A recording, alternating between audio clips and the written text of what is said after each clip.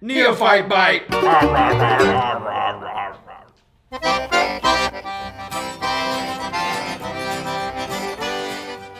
So it's been a while since I last put out episode 19, and so I figured it was high time I give you guys all an update on what's going on with the Newfoundland Trap Skiff project. Now, if you've been following the video series, then you know that Madison and I started this project back in my garage shop in Jacksonville, Florida. But close to around the time that we were completing the planking process, I got a job offer to start as an apprentice wheelwright at Colonial Williamsburg in Williamsburg, Virginia. Well, this opportunity was just too sweet to pass up, and so shortly after completing the planking, me and my family all picked up and moved to Virginia. Now, needless to say, this put the brakes on the project significantly, and it's taken quite a while for me to get up and running. Now, one of the biggest issues from the outset was that when we landed here at our house in Virginia, there was no sizable enough workspace in order for me to proceed working on the boat. So the very first thing I had to endeavor to do was come up with some sort of shelter where I could store the hull and continue to work on it. Now, it goes without saying that building a whole workshop from scratch is very time-consuming and very expensive. It took me a while to get the workshop to this level of completion for a number of reasons, not the least of which being that my wife and I, shortly after moving here to Virginia, had our second child, our son, Lewin. So moving to Virginia, having and rearing an infant and a 5-year-old, as well as starting a brand new full-time job at Colonial Williamsburg, have all affected my productivity significantly. But I'm happy to report that I'm finally getting up and running here in Virginia, and so work should proceed on the Newfoundland Trap Skiff build presently. The first order of business will be installing ribbing or framing into the hull. So in preparation for framing out the hull, I've started by building a very large steam box where I will be steaming all the framing material to bend it into the hull. The framing of the hull will be the focus of episode 20, and so it'll follow shortly after getting it completed. So I also want to give a shout out to all of my new patrons on Patreon.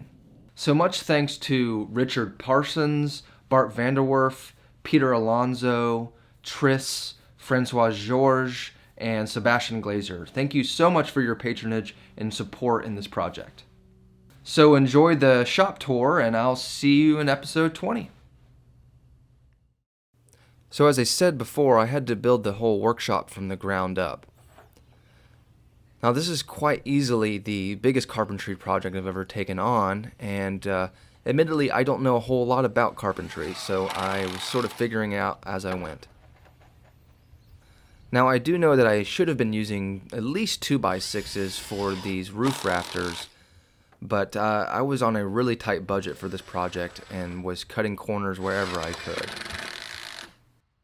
What you won't see in this video is that I ultimately put a tin roof on the lean-to and enclose all the walls. I'd originally planned to leave the workshop open on all sides, but after a squirrel chewed a hole through the boat, I decided it was probably a good idea to enclose it.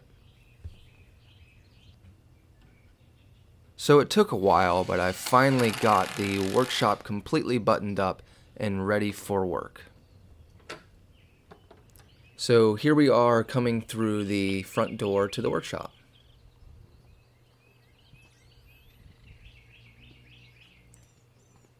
You can see the boat on your left. And out in the middle of the room you can see the steam box and the soak tank. Now I built this whole lean-to around an existing tractor bay. So that's what we're walking through here. So this became the obvious place to store all of my machines while I was building the shed. I still have a fair amount of setup to do, but things are coming along nicely.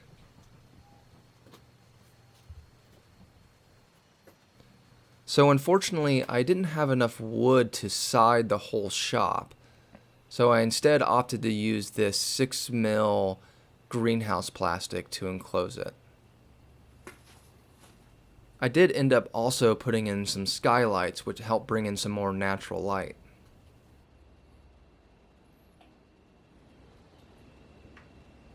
It goes without saying that this boat project has been a massive journey from this point, from the molds to the hull. And I'm really looking forward to sharing with you all the next phase of the build. So please stay tuned.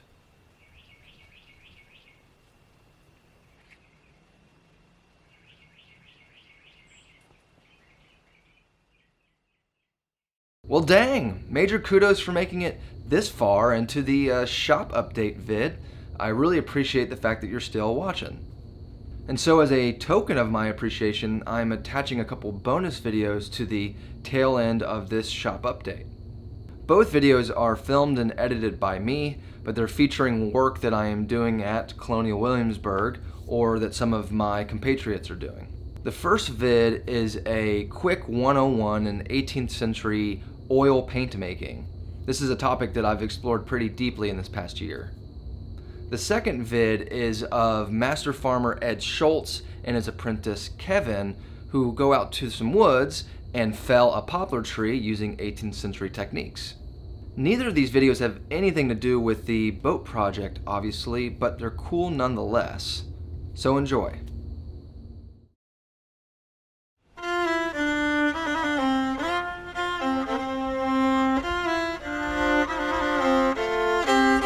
Hi, and welcome to the wheelwright shop at Colonial Williamsburg.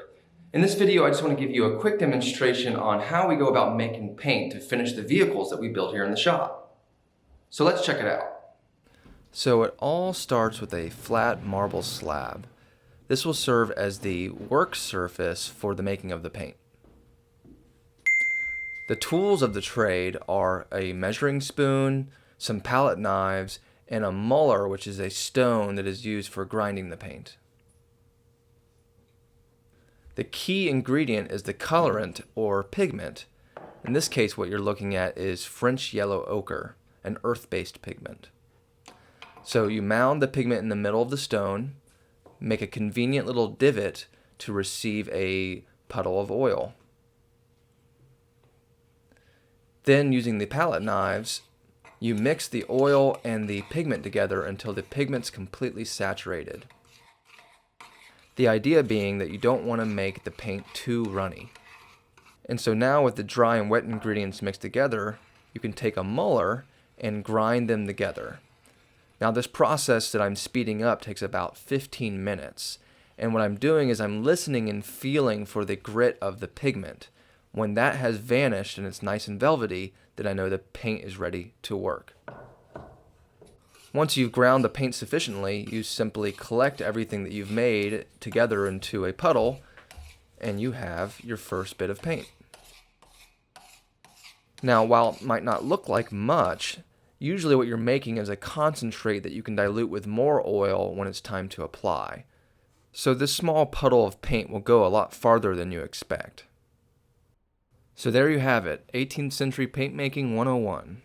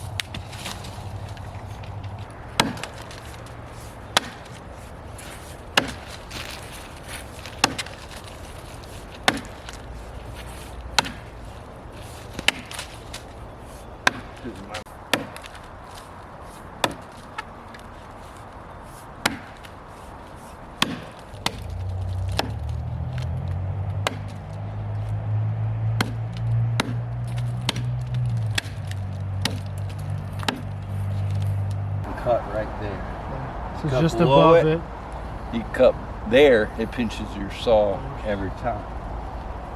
Then you take your axe here, or your saw, and go towards the hinge, and she comes down. We want this lip ideally to be flat, more so than like this, and just to get a churn in my head. So we want that flat. Yeah. I'm with you.